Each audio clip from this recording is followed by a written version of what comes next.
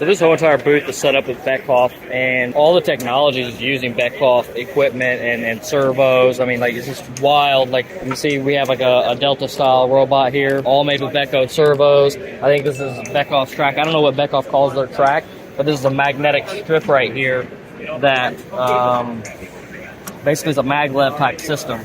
It's not completely levitating on the magnetic. You can see right there that there's also a mechanical rail that is guiding on, but the propulsion is happening within the track itself. And also, if you notice, there's no motors or anything on the these carts. So these carts are able to travel as if this is like a conveyor. You don't need any motors or anything like that.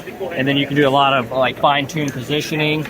I'm not sure exactly with their system, but a lot of times you can order this in different resolutions.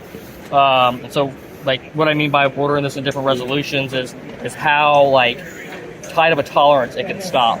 As you've seen right there, that's like a really cool demonstration back there where, see how it's doing? It's moving both of them to and from each other, just showing how you can have like independent control of these individual items, and they're performing actually like a kind of a CNC type of operation.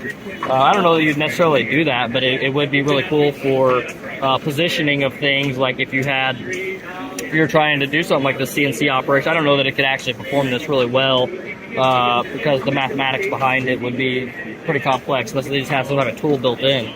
But yeah, if you needed to drill some holes or do some type of other tapping operation, and you had four particular points that you wanted to hit, then you could do that.